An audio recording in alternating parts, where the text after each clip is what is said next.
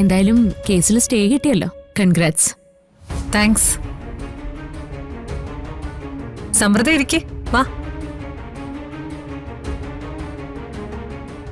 സത്യം പറഞ്ഞ ഈ സ്റ്റേ എനിക്ക് കേസ് ജയിക്കുന്നതിന് തുല്യ. I am very happy. എന്തോ പുതിയ ഡീൽ ഒത്തു വന്നിട്ടുണ്ടല്ലോ.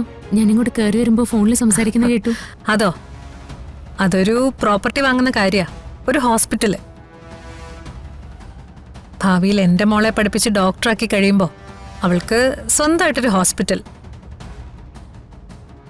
ഇപ്പോഴാവുമ്പോ അത് ലാഭത്തിൽ കിട്ടി. എന്നാ പിന്നെ അതങ്ങ് വാങ്ങിച്ചേക്കാന്ന് കരുതി. നന്നായി. നമുക്കൊരു ഹോസ്പിറ്റല് സ്വന്തമായിട്ടുള്ളത് നല്ല കാര്യമാണ്. ഡോക്ടർ ആയി കഴിഞ്ഞാ എന്റെ മോൾ ആരുടെയും കീഴിൽ പോയി ജോലി ചെയ്യുന്നത് എനിക്കിഷ്ടമല്ല.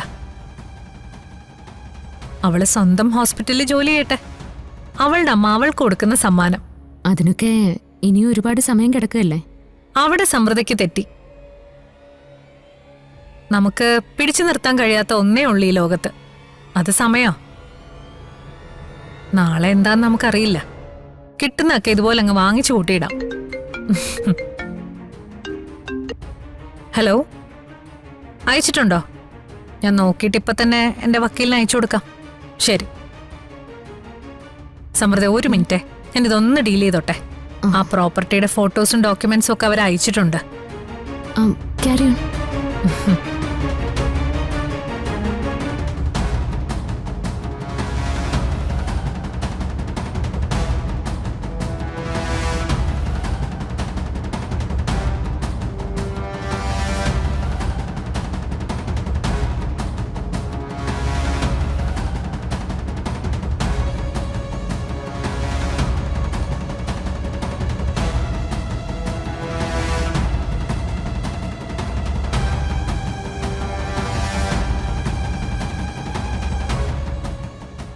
സമൃദ്ധ, ഇതൊന്ന് നോക്കിയേ. ഇതാ ഞാൻ വാങ്ങാൻ പോകുന്ന ഹോസ്പിറ്റല്.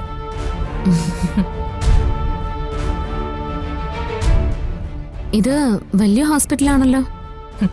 സൂപ്പർ സ്പെഷ്യാലിറ്റി ഹോസ്പിറ്റലായിട്ട് തുടങ്ങിയതാ. പാർട്ട്ണർഷിപ്പിലായിരുന്നു. പക്ഷെ അവർക്കിടയിൽ എന്തോ ഒരു പ്രോബ്ലം. പ്രോജക്റ്റിൽ നിന്ന് അവരുടെ മെയിൻ ഫണ്ടർ പിൻവാങ്ങി. അപ്പൊ അവര് ഇത് വിൽക്കാൻ തീരുമാനിച്ചു.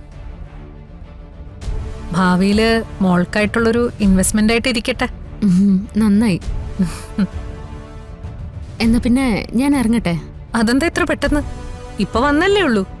ഞാനൊരു ആവശ്യത്തിന് ഇറങ്ങിയതാ, അത് നടന്നു.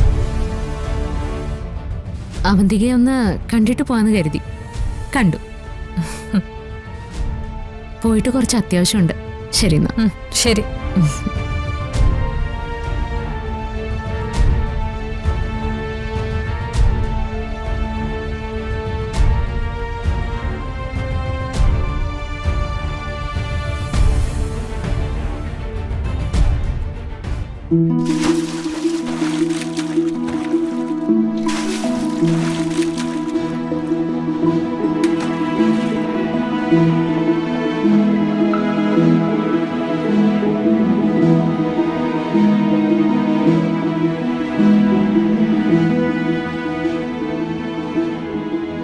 ഞാൻ പറഞ്ഞ കാര്യത്തെക്കുറിച്ച് നീ അഭിപ്രായം ഒന്നും പറഞ്ഞില്ലല്ലോ.